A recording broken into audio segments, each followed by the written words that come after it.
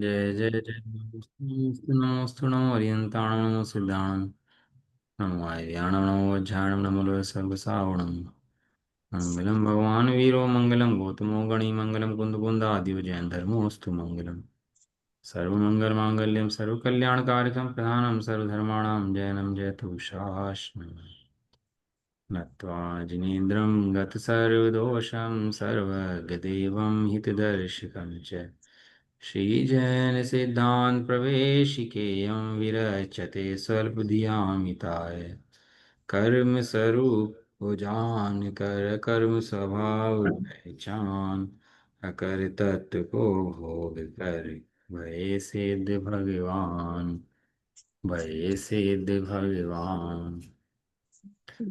श्री जैन सिद्धांत प्रवेश का ग्रंथ स्वाध्याय में चल रहा है और इसके अंदर अपना चल रहा है कर्मों का स्वरूप, जिसके अंदर पढ़ने पर आश्रव आश्रव के भेद पढ़ा रहे हैं। प्रकृति बन, प्रदेश बन, स्थिति बन, अनुभाग बन। उसमें बताया आश्रव के 5 भेद हो रहे हैं: मिथ्यात, एवृत्ति, प्रमाद, कषाय और योग। योग। तो उसमें बात चली थी कि मिथ्यात किसे कहते हैं। तो बताया था कि मिथ्यात माने तत्वों के संबंध में भूल, देव में अदेव बुद्धि, कुदेव में देव बुद्धि, अधर्म में धर्म बुद्धि, निश्चय व्यवहार में अज्ञान बुद्धि, है ना। ये सब जो परिभाषाएं बताई थी, ये सब मिथ्यात की परिभाषाएं बताई थी आपको। मिथ्यात ही संसार का मूल है। जिसका मिथ्यात नहीं गया उसका संसार भी नहीं गया, है ना। लेकिन सब संसार का भाव करने के लिए क्या करना पड़ेगा? संसार का भाव करने के लिए मिथ्यात का भाव करना होगा। और मिथ्यात का भाव किससे होगा? कि मिथ्यात के अभाव के जो उपाय हैं, क्या कहा? मिथ्यात के अभाव के जो उपाय हैं उन्हें लगाने से मिथ्यात दूर होगा। और अन्य प्रकार से कुछ भी करे तो मिथ्यात दूर नहीं होगा। उसके अंदर बताया था भाई, अदेव में देव बुद्धि। तो अदेव में देव बुद्धि नहीं करके देव में देव बुद्धि करो। अतत्व में तत्व बुद्धि, अतत्व में तत्व बुद्धि ना करके तत्व में तत्व बुद्धि करो। अधर्म में धर्म बुद्धि, अधर्म में धर्म बुद्धि ना करके धर्म में धर्म बुद्धि करो। तो क्या होगा? तो मिथ्यात का भाव हो जाएगा। टोडरमल जी ने 4 परिभाषाएं लिखी हैं मिथ्यात के अभाव की। 4 परिभाषाएं लिखी हैं, है ना। नंबर 1 में लिखा देवादिक की प्रतीति। नंबर 1, देवादिक की प्रतीति। जो सच्चे देव शास्त्र गुरु हैं, जैसा उनका स्वरूप है उसको जाने और उनकी वैसे ही प्रतीति करे, इसका नाम देव शास्त्र गुरु की प्रतीति। नंबर 2, उन्होंने लिया तत्वों का श्रद्धान। तत्वों का श्रद्धान के अंदर लिया जो 7 तत्व हैं, जो का तो श्रद्धानो, जैसे हैं वैसे, जीव अजीव आश्रव बंध संवरण निर्जरा मोक्ष। यदि आप इसके 7 तत्व के बारे में पढ़ना चाहें बहुत अच्छे से, तो 6 ढाला की दूसरी ढाल के अंदर जो शुरू के 6-7 छंद हैं, उसके अंदर तत्वों के विपरीत श्रद्धान का वर्णन किया गया है कि तत्वों का विपरीत श्रद्धान कैसा होता है। तो विपरीत जान लो और सही कर लो, जो गलती है सही कर लो उसको। तो उससे क्या हो जाएगा? तत्वों का सम्यक श्रद्धान हो जाएगा। श्रद्धान। तीसरा लिया उन्होंने स्व पर भेद विज्ञान। स्व कौन है, पर कौन है? मैं आत्मा हूं और आत्मा के अलावा सब मेरे से न्यारे हैं, ऐसा बारंबार भेद विज्ञान। और चौथा लिया उन्होंने निज आत्मा का अनुभव, स्वानुभव जिसे बोलते हैं। ये 4 स्टेज इसकी हैं जिसके द्वारा आत्मा का अनुभव होता है और सम्यक तक चला जाता है। वो मिथ्या चला जाता है और सम्यक की उत्पत्ति हो जाती है। आचार्य अमरचंद ने भी लिखी है सम्यक की विधि। शुरू शुरू में लिखी है समय सारजी के अंदर। शुरू 4 विधि लिखी उन्होंने उसके अंदर कि मेरे जो सम्यक उत्पन्न हुआ है तो उसका कारण क्या है, जो स्वानुभूति हुई है उसका कारण क्या है। बता क्यों रहे हैं ये बातें? ये बातें इसलिए बता रहे हैं कि आचार्य और देवों ने जो विधि लगाई है वो विधि हम भी लगाएं। कहीं ऐसा ना हो भ्रम में भटक जाएं और मिथ्यात चला जाए साथ में। मिथ्यात गया मतलब भयंकर रोग गया। उन्होंने 4 चीजें ली: आगम का सेवन, युक्ति का अवलंबन, पर अपर गुरु का उपदेश और स्वानुभव स्वावलंबन। 4 चीजें, 4 विधि बताई है अमरचंद देव ने। टोडरमल जी 4 परिभाषा बता दी मैंने आपको। समझ में आ गई टोडरमल जी 4 परिभाषाएं? नहीं आए हाँ तो हाँ। है ना। लिख लेना आप इन चीज़ों को, क्योंकि याद नहीं होता है सुनने से। आपको हो सकता है माइंड में नहीं, क्योंकि अरुचि का विषय है ना, तो नहीं याद रहता। रुचि का विषय तो याद रहता है, लेकिन अरुचि का विषय नहीं याद रहता। तो करना क्या, आपको लिख लेना, और दिन में 3-4 बार रिवाइज करोगे तो याद हो जाएगा। टोडरमल जी ने 4 परिभाषाएं कौन सी लिखी? देव शास्त्र साधारण। अमृतचंद देव ने 4 परिभाषाएं कौन सी लिखी? ठीक है ना। तो 4 परिभाषाएं अमृतचंद देव की कौन सी हैं? आगम का सेवन करा, पहले उन्होंने क्या करा? आगम का सेवन। भगवान का स्वरूप क्या है, ये कहाँ पता लगा? ये भगवान है, ऐसा कहाँ पता लगा? है? आगम में।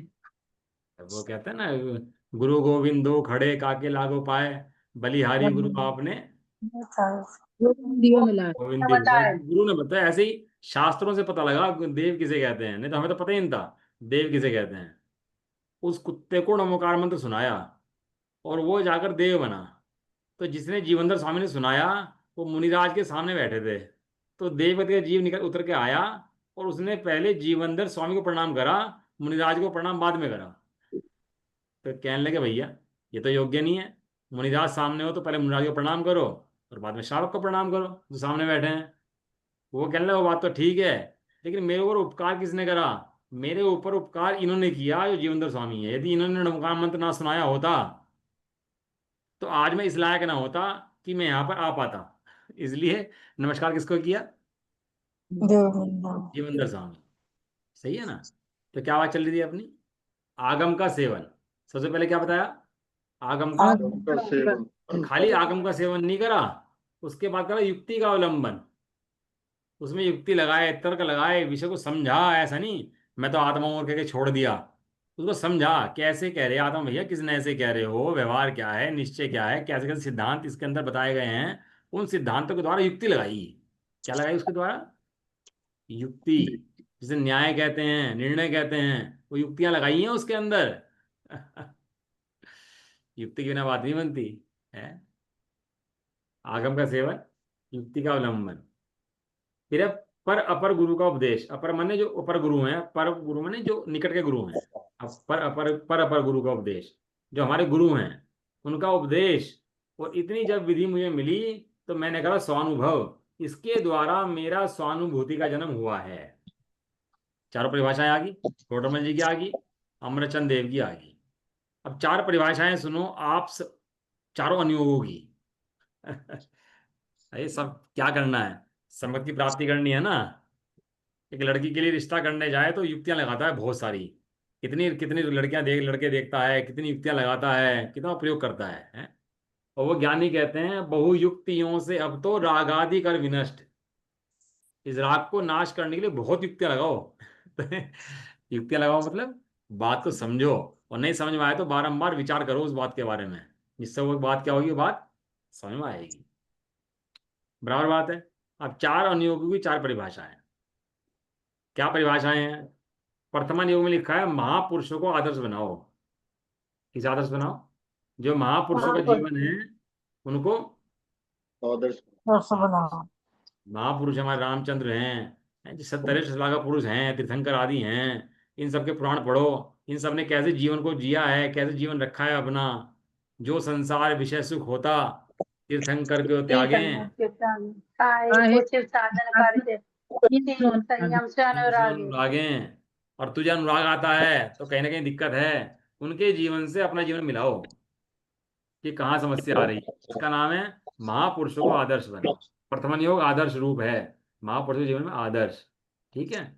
और कर्णन योग के अंदर जो सम्यक्त है, वो 7 प्रकृतियों का उपशम, छह छह उपशम पढ़ा था हमने, खूब पढ़ लिया। 4 अनंतरमुंदी की और 3 दर्शन मोह की प्रकृतियां बैठ जाएंगी नीचे। उसके बाद सम्यक्त होगा। ये कौन कहता है? प्रणानुयोग। कर्णन योग। चरणन योग कहता है अन्याय अनीति अभक्ष का त्याग। परिणाम। ऐसे बिजनेस कर ले जिसके अंदर परिणाम बहुत खराब होते हैं ऐसे तो कमेटी डाल ले, बिजनेस कर ले, जुए का बिजनेस कर ले, शेयर मार्केट का धंधा कर ले, और परिणाम चलायमान रहते हैं सारे दिन। बड़ी बड़ी फैक्ट्रियाँ खोल दे, सारा दिन परिग्रह में व्यस्त रहे, सपने में भी पैसे आए, सपने में हिसाब लगाता रहे, सुबह उठते ही भोग याद आए। ये क्या है? सुबह उठते देव शास्त्र को याद आए कि भोग याद आए? सुबह उठते मोबाइल याद आए कि देवशास्त्र गुरु याद आए? रात को सोते समय टीवी याद आए कि देवशास्त्र गुरु याद आए?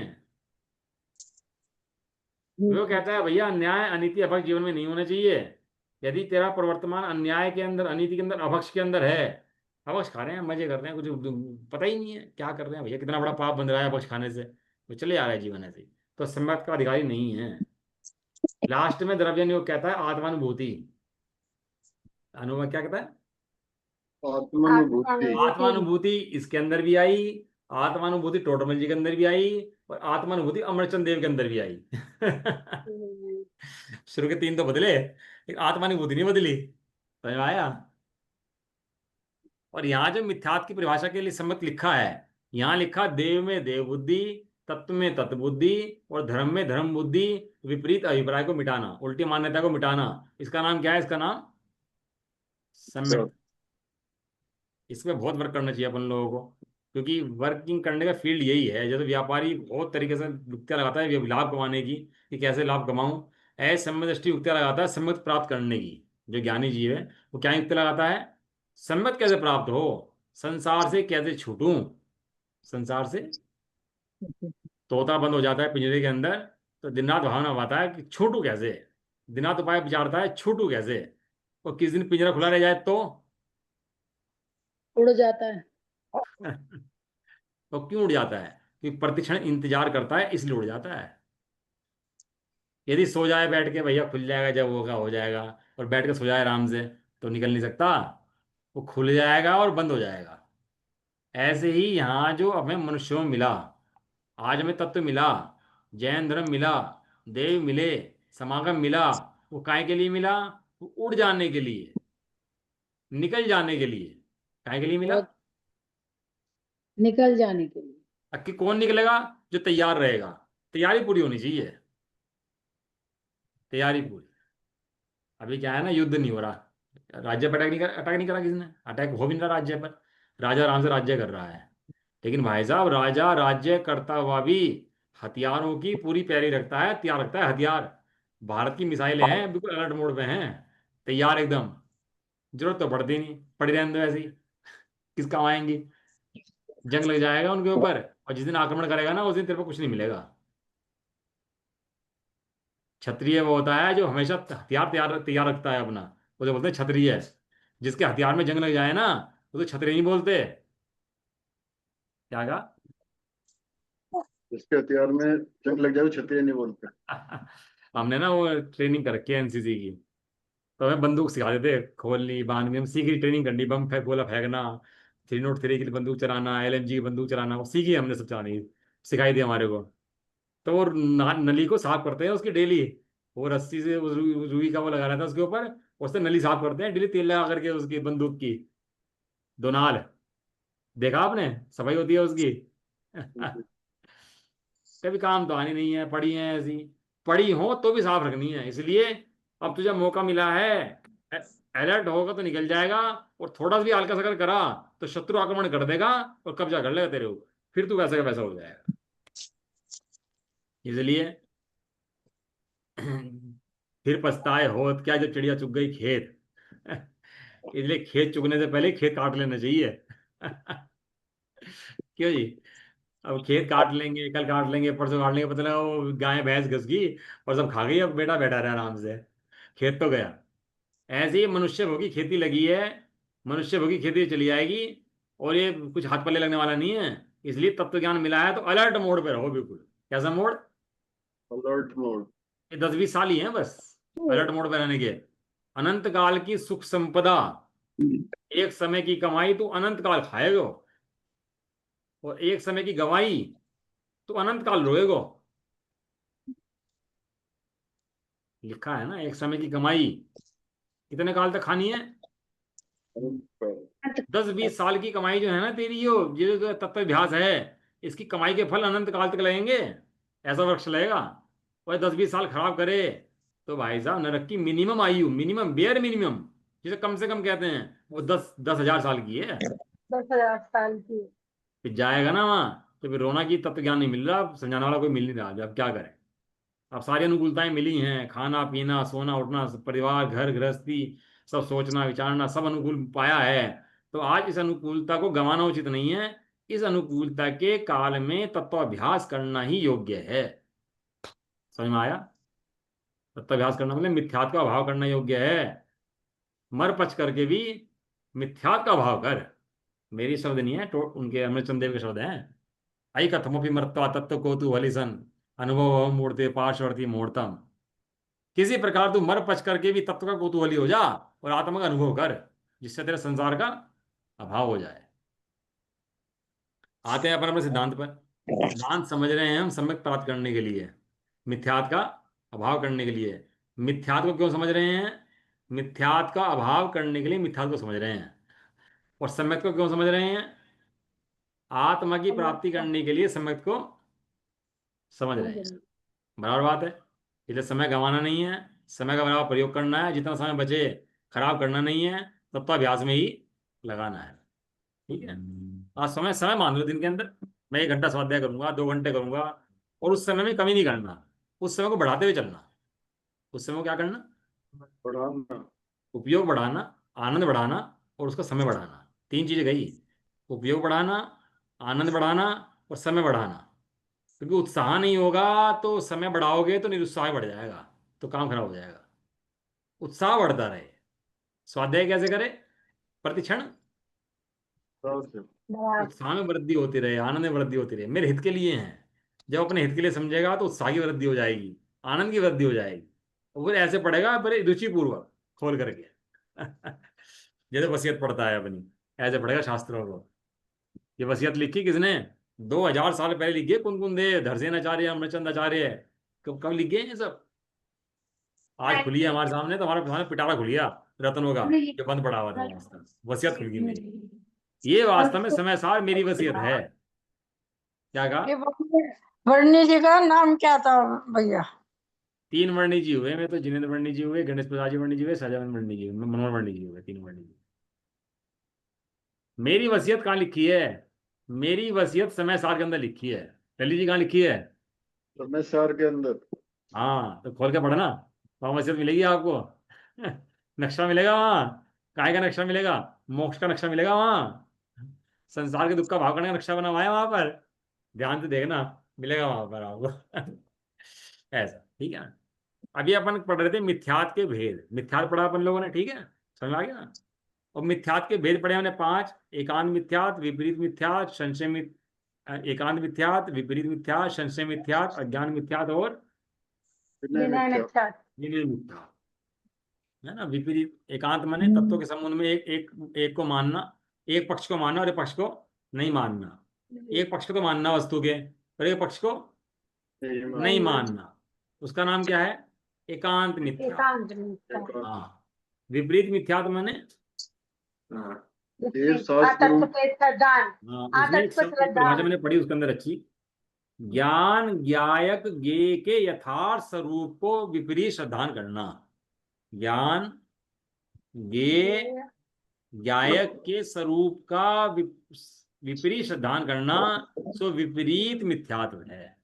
सिद्धांतों के अंदर मैंने पढ़ी परिभाषा, अच्छी परिभाषा लगी मेरे को, तो नोट कर ली मैंने इसको। आत्मा का स्वरूप क्या है? ज्ञान। पर वस्तु से कितना संबंध है आत्मा का?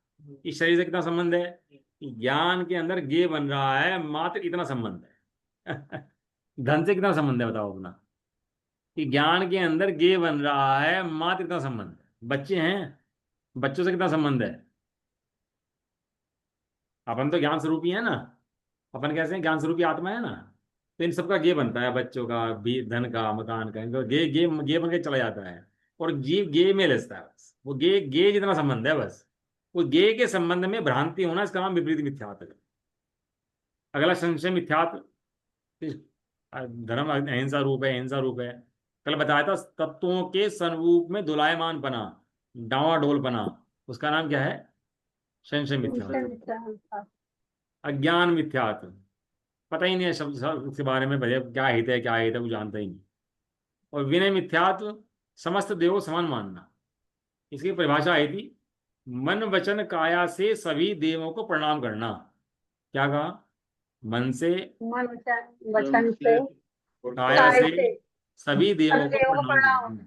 सम्यक दृष्टि तो ऐसा होता है गर्दन कट जाए लेकिन कुकुर को नमस्कार नहीं करता, कुदेव को नमस्कार नहीं करता, कुशास्त्र को नमस्कार, गर्दन कटवानी मंजूर है लेकिन अपनी गर्दन किसी दूसरे अन्य मत के सामने, अन्य देव के सामने झुकानी मंजूर नहीं।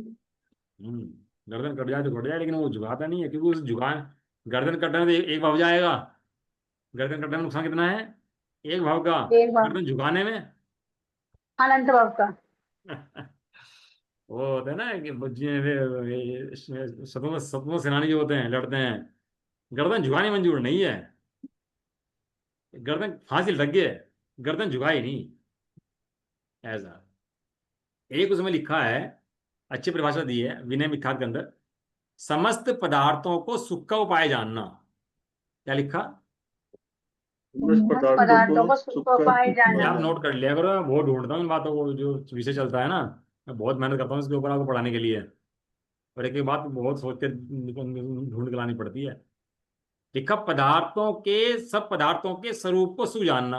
अब वो शुभ भाव मंद कषाय लग रही है अच्छी, लेकिन है आश्रव, तो उसको शुभ रूप जानना, इसका नाम विनय मिथ्यात्व है। उसकी विनय करना, कैसी विनय करना कि इससे धर्म होगा, और शुभ में धर्म नहीं है, मन कषाय में धर्म नहीं है, वे दोनों ही आश्रव के भेद हैं, ऐसा, ठीक है ना। तो विनय मिथ्यात्व माने समझ देव को बराबर मानना, इसका नाम क्या है, विनय मिथ्यात्व। अब अपन दूसरे भेद पर आ रहे हैं, अविरति। क्या बोला हमने? अवृत्ति। पहला आश्रव का भेद है, आश्रव के भेद पढ़ रहे हैं। पहला भेद हाँ। आश्रव का है मिथ्यात्व। मिथ्या। जितने मिथ्या दृष्टि हैं सबको मिथ्या जनित बंध होता रहता है, सब मिथ्या दृष्टि का बंध करेंगे करेंगे। जिसको मिथ्यात्व है उसको अवृत्ति भी है, प्रमाद भी है, कषाय भी है और योग भी। अब जो अवृत्ति है वो दो तरह की अवृत्ति है, एक मिथ्यात रहित अवृत्ति और एक मिथ्यात सहित अवृत्ति। समझ में आया? हाँ। कैसी हाँ। अवृत्ति है? दोनों। मिथ्यात् सहित और मिथ्यात् रहित। मिथ्या सहित अवृत्ति, मिथ्यात रहित रही अवृत्ति। जागृति। अपनी लड़की है घर के अंदर और उम्र होगी 30 साल की उसकी, रिश्ता नहीं हो रहा उसका, हम परेशान है, बहुत परेशान है। अब लड़की का रिश्ता हो गया, उसका हमने एक लड़का देख लिया, उसका रिश्ता नक्की हो गया। लड़की पहले भी घर में है और लड़की अब भी घर में है, तो दोनों में कुछ बातों कुछ फर्क है कि नहीं है? रिश्ता ना होने पर घर में होना और रिश्ता होने के बाद घर में होना, दोनों बातों में फर्क, अंतर है। क्या अंतर बढ़ गया? उसका रिश्ता हो गया, निर्भर का। निर्भर का। हाँ वो उसका जिम्मेवारी हट गई, भैया हमारी, इसका रिश्ता हमने कर दिया है। ऐसे ही यहाँ पर है, अवृत्ति माने मिथ्यात वाली अवृत्ति और मिथ्यात रही है अवृत्ति। मिथ्यात रहित, मिथ्यात सहित अवृत्ति महाबंध का कारण है, और मिथ्यात रहित अवृत्ति वो बंध का कारण तो है, एक किंचित बंध का कारण है। उसको लिखा लगे न लेप निर्जरा दूनी। हमारे समय सार आदि शास्त्रों में तो उसको बंद माना ही नहीं है एवृत्ति को, कह रहा खुल गया भैया, वो तो खुल गया, छूट गया। लेकिन कर्णनियुक्त का विषय है, सिद्धांत ग्रंथ पढ़ रहे हैं अपन लोग, तो जो बंद एवृत्ति से होता है उतना बंद होता है, लेकिन बहुत कम बंद, रंच मात्र बंद उससे होता है मिथ्या जाने के बाद। एवृत्ति पढ़ रहे हैं, एवृत्ति क्या होती है कि जीव सम्यक दृष्टि हो गया, जीव ने तत्वों का अभ्यास करा, सम्यक प्राप्त करा, अपना आत्मा का स्वरूप जाना, शुद्धात्मा का अनुभव कर लिया, लेकिन उसके बाद भी हिंसा आदि पापों तथा इंद्रिय मन के विषयों में प्रवृत्ति को अवृत्ति कहते हैं। किसमें? हिंसा आदि पाप। अभी उसके हिंसा पाप नहीं छुटा, हिंसा कहो, झूठ कहो, चोरी कहो, कुशील कहो, परिग्रह कहो, अभी पाप छुटे नहीं है, लेकिन पापों के अंदर हे बुद्धि पैदा हो, पापों के अंदर सुख बुद्धि हट गई, और कैसी बुद्धि पैदा होगी? यदि पापों के अंदर सुख बुद्धि है, परिग्रह के अंदर सुख बुद्धि, भैया पैसा जोड़ो तो काम चलेगा, पैसे के बिना अच्छे अच्छे देखे हमने भैया, ये ब्रह्मचारी बन जाना, त्याग पर धर्म बातें पढ़ना, पहले पढ़ लिख ले पैसा कमा ले। हैं? लोग धर्म धर्म पढ़ते रहते हैं, लेकिन अपने बच्चों का नंबर आ जाए तो पहले पैसा कमा, धर्म बाद में करना, है कि नहीं ये परिवार बात? और अपने संबंध में देख लो, पहले सही भैया है। खाना पीना खाओ, भोग भोगो, धर्म तो बाद में कर लेंगे, पहले पेट पूजा, काम काम दूजा। काम दूजा देख, बाकी काम बाद में देखेंगे, पहले पेट की पूजा करो भाई। हैं?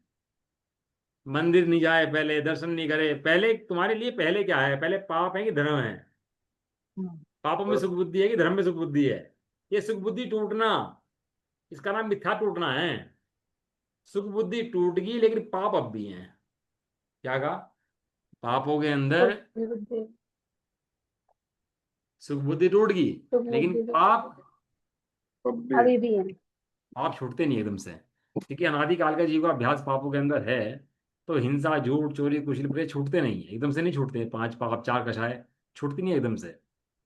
तो क्या होता है उनमें? मैं एग्जांपल देता हूँ आपको। चंदन के वृक्ष के ऊपर सांप लिपटे रहते हैं, कभी देखे, सुने, नहीं सुने? सुना है, देखे नहीं है। देखे नहीं, सुने? हमने भी नहीं देखे, हमने भी सुने ही है। कोई बात नहीं, हम दोनों एक से हैं। तो देखने कौन जाए, पता लगा चंदन छोड़ के भाई चिपट के तो आफत हो जाएगी। तो चंदन के पेड़ पर सांप लिपटे हैं। सही है, उदाहरण समझ में आया? अब वो चंदन पर हाँ। 3 बार मारे खूब, तो चंदन को फर्क पड़ता है कुछ?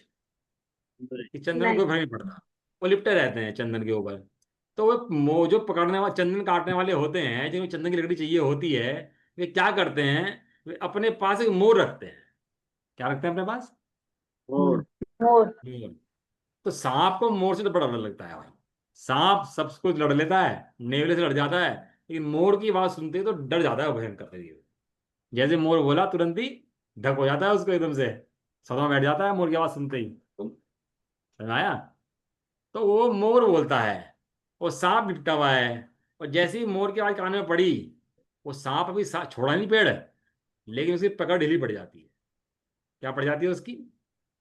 और ढीली। पकड़ ली। उसकी जो पकड़ थी पेड़ के ऊपर, वो पकड़ ढीली पड़ जाती है। वो एकदम से उसके अंदर ना एकदम से ढीलापन आ जाता है, जो पकड़ उसकी थी। वो जो ढीलापन है, आवाज सुनते ही, इसका नाम है मिथ्यात्व का जाना। और फिर मोर फिर बोलेगा, 3 बार बोलेगा, 4 बार बोलेगा, 10 बार बोलेगा, तो धीरे धीरे छोड़ते हैं और फिर चले जाते हैं। लेकिन पहली बार आवाज सुनते ही क्या हुआ था, हमें हमें बताओ। मिथ्यात्व चला गया। हाँ, पकड़ ढीली पड़ गई थी। अब छोड़ना है हमें, अब पापों को छोड़ना है, हमें भगवान बनना है। ये श्रद्धान में तय हो गया। अब हमारा मार्ग किसे खुल गया?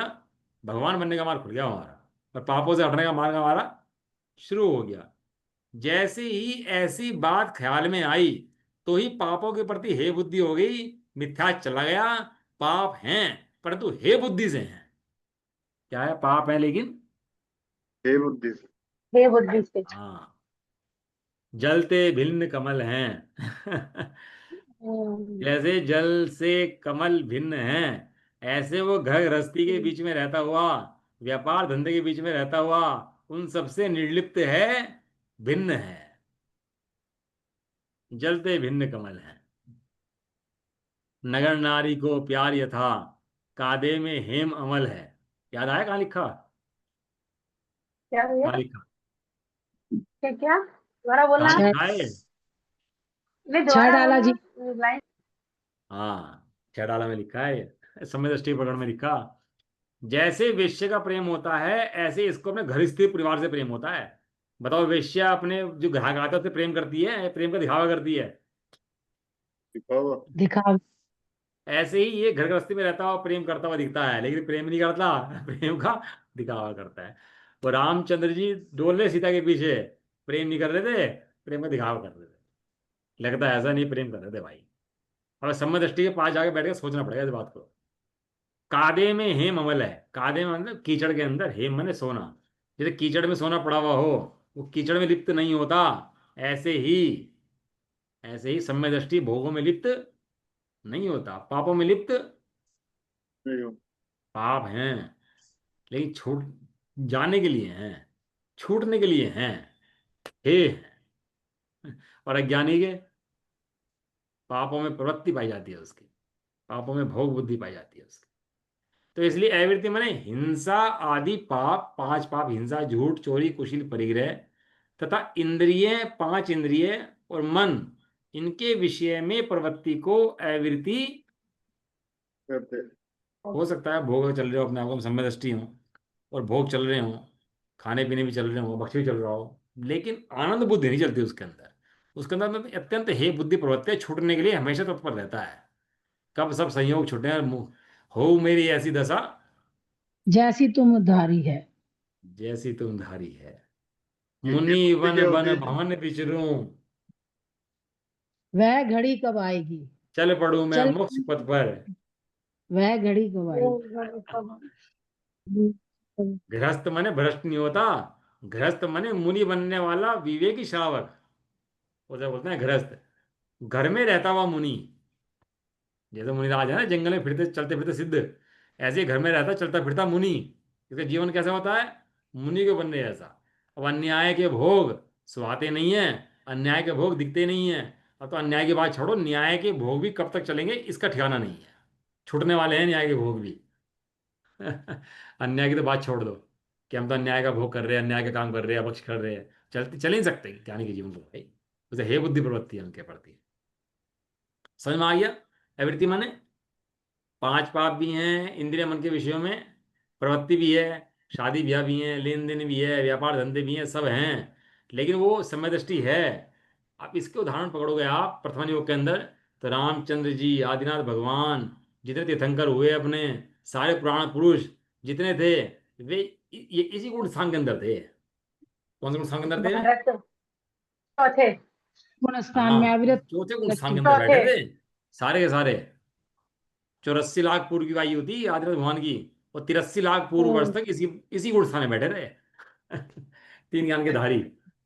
उन्हें चिंता ही नहीं हुई कि मुझे मोक्ष भी जाना है। इतने बार। अब राज्य राज्य करता है तो हिंसा नहीं करता होगा। किसी राज्य ने चढ़ाई कर दी दूसरे ने, लड़ता नहीं होगा, उसके बाण आदि नहीं मारता होगा। कोई जंगल में शेर आदि उपद्रव करे तो उनको नहीं मारता होगा। और मच्छर कीड़े आ जाए तो उनको भगाता नहीं होगा। नगर में फैल जाए तो उनको मारता नहीं होगा। करता है, लेकिन न्याय के भोग ये करता है। बुद्धि से, ये बुद्धि से। अब लोग क्या करते हैं, हाथ पाथ रख के बैठ जाए, बस वीतरागी से हो जाए तो धर्म हो रहा हमारा। भाई साहब इसे में धर्म होता ही नहीं है, तो इसका नाम धर्म है ही नहीं। हाथ पाथ रख के बैठकर बस आत्मा की चिंतन करें और बस इसका नाम धर्म हो जाए, इसका नाम धर्म है ही नहीं। धर्म किसका नाम है, कि जैसा उदय प्रमाण व्यवस्था है उनको वैसे देखे जाने और अपने आत्मरूप रहे, इसका नाम धर्म है। हम तो छोड़ देंगे, हम तो त्याग कर देंगे, घर छोड़ देंगे, हम तो धर्मशाला में चले जाएंगे, हम तो तीर्थ स्थान पर जाके रहने लगेंगे, वही धर्म करेंगे।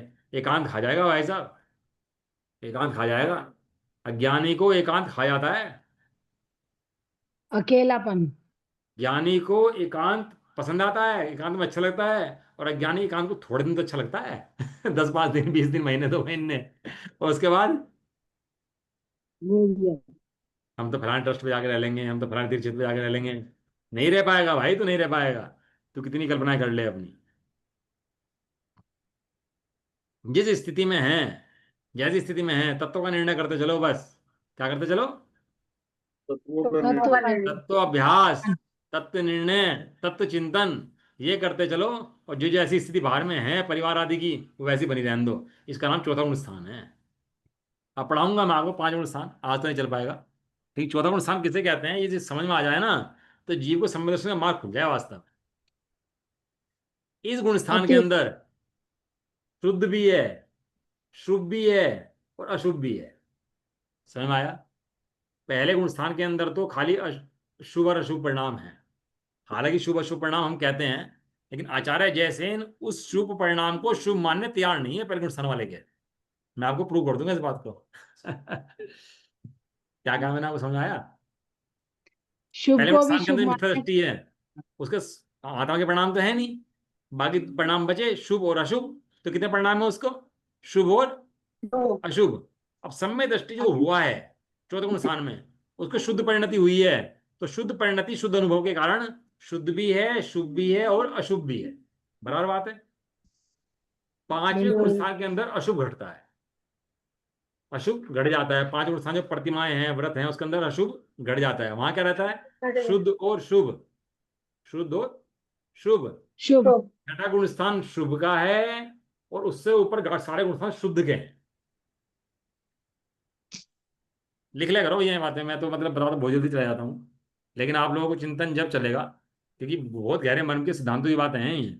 आप लोग सुन के चले जाओगे, मुझे पता है आपके दिमाग में पता नहीं बाद में चले नहीं चले, विचार करोगे नहीं करोगे मुझे नहीं समझता। तो नोट करोगे ना बातों को, बहुत ध्यान से जब मैं बोलता हूँ तो हैंड, और फिर आपको याद रहेगा कि क्या बात इसके अंदर आई थी।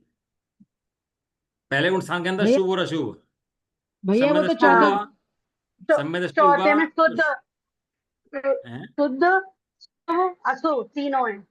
हाँ, चौथे गुण स्थान के अंदर शुद्ध शुभ अशुभ, पांचवे के अच्छा अंदर तीनों है, पांचवे शुद्ध में और शुभ, शुभ, शुभ। छठा हाँ, शुभ, और शुद्ध, सातवें से ऊपर सब शुद्ध, ऐसा है। शुद्ध शुद्ध। और मैंने भैया जो वो कहा है, आप जैसे नचारिय है उसको मानते ही नहीं है शुभ परिणाम अज्ञानी के, क्योंकि जो मिथ्यात्व सहित शुभ हो, वो शुभ कहाँ है बात का, वो तो अशुभ परिणाम है। वो पुण्य करे, दान करे, पाठ करे, सब काम करे, मिथ्या दृष्टि है, मिथ्या दृष्टि है। वेश्या होती है ना, अब वो वेश्या खूब घर का पालन करे, सब काम करे, लेकिन है क्या, है कौन? एक वो हीरोइन थी, वो हीरोइन बन गई किसी गांव की लड़की, पुरानी बात जमाने की बात है। तो हीरोइन बन गई मुंबई जा करके, तो बड़ी हीरोइन बन गई, तो वहां उसकी गाड़ी आ गई, बंगले आ गए, बड़ी बड़ी गाड़ियां, सब नौकर चाकर हो गए उसके। तो एक दिन गांव में आई दिखाने के लिए अपनी गाड़ी और अपना नौकर, तो अपना कारवां गांव में लेकर आई अपने उस गांव के अंदर। तो उस गांव के अंदर आकर खड़ी हुई, तो गांव वालों को देख के बहुमान नहीं आया उसका। गांव वाले देख के अपने घरों में चले गए, उसको अकेली खड़ी रह गई, अकेली। वो गाड़ी में बैठी, वापस मुंबई आ गई। क्यों चले गए गांव वाले? अरे तो किससे पैसे कमा रही है, ये वेश्यावृत्ति का धंधा। अभी उसके गले में हाथ, अभी उसके गले में हाथ, उसके हाथ में हाथ, कभी उसके पत्नी कभी उसकी पत्नी बन जाए, ये सीख कर पैसा कमा रही है। ऐसा पैसा पैसा नहीं है, ये धन धन नहीं है, ये तो अन्याय है, अनीति है, सब है। तो जो वेश्या का धन है, जो पापी का धन है, वो धन है या नहीं है? पराई स्त्री घर में नहीं। आके रख ले अपने, स्त्री है कि नहीं है? नहीं, पराई स्त्री है। नहीं, रावण ने रख ली तो रावण का नाश हो गया था। रख ली थी अपने घर में ला करके। पराया धन और पराई स्त्री जब तक घर में है, वो घर का नाश कर देगी। पराया धन और पराई।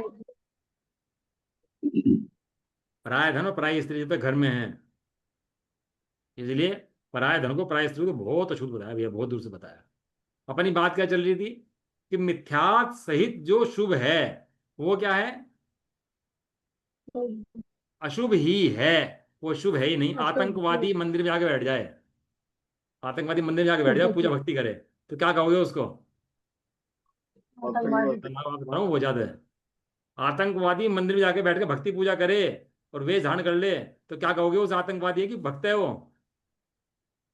ढोंगी। ढोंगी, आतंकवादी।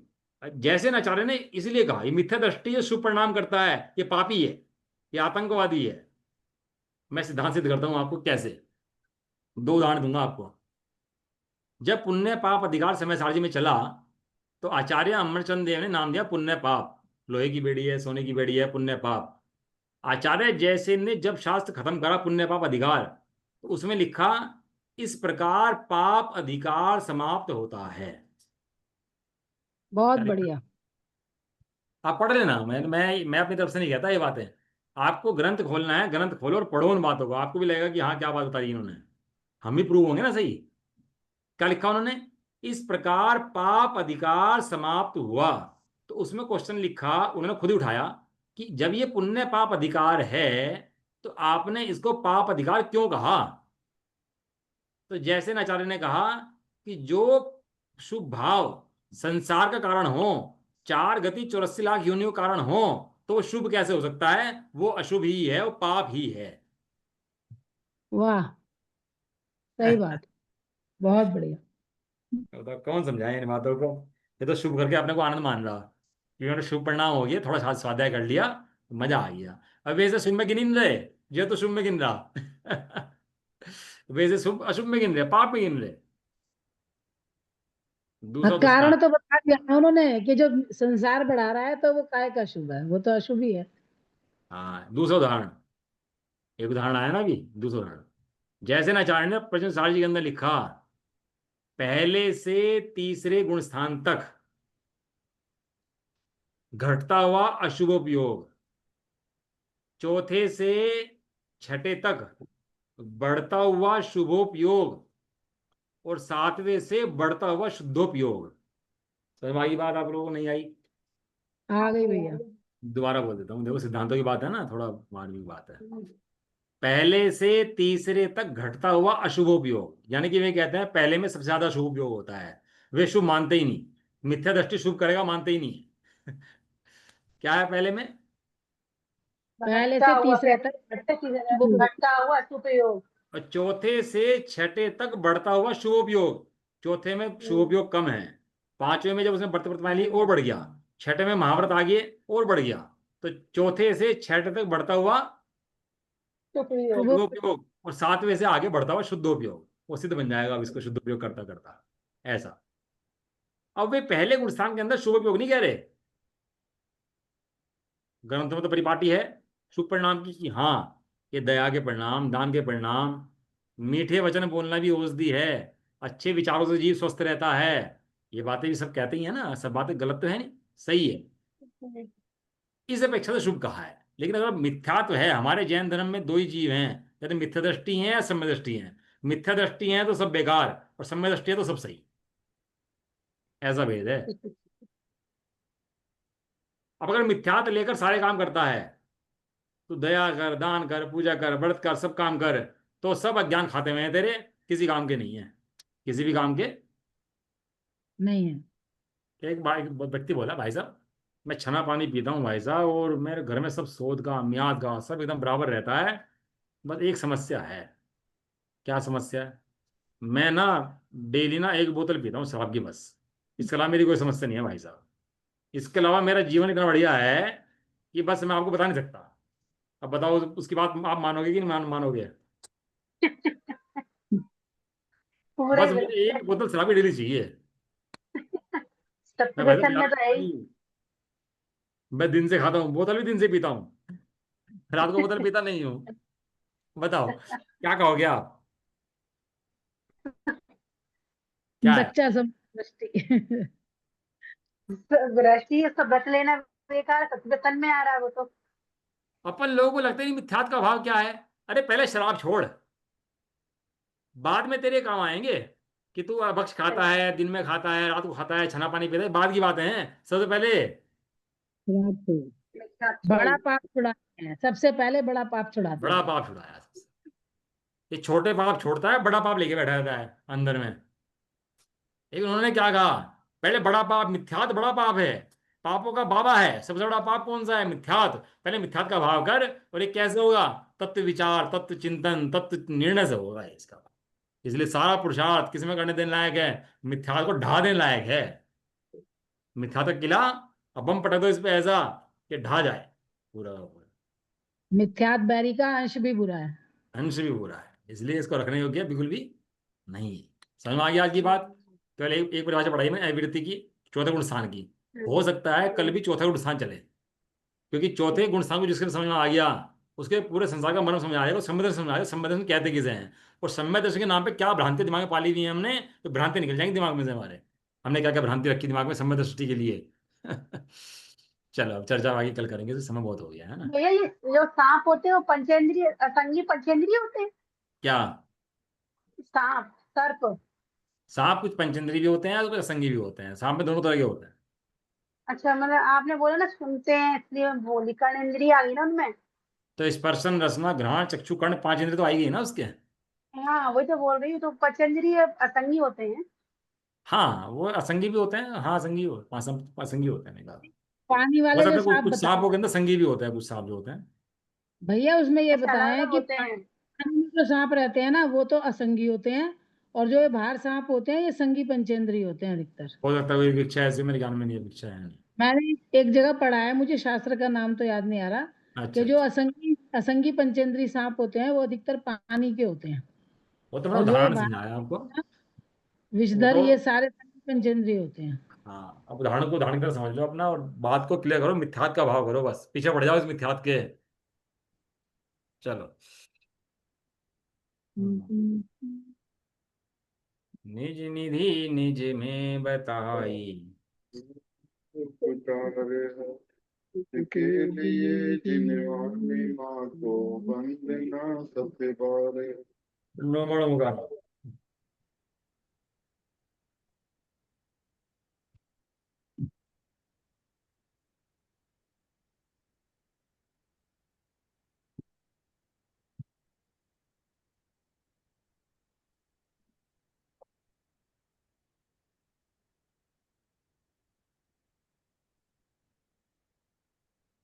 जय बोलो दक्षिण मणि माता की। जय जय हो। हो। महान जैन धर्म की। जय हो। जय हो। एक साथ बोलिए। जय सभी को जिनेन्द्र। जय जय जिनेन्द्र, जिनेन्द्र, सभी सभी को को जय जय जिनेन्द्र। जिनेन्द्र।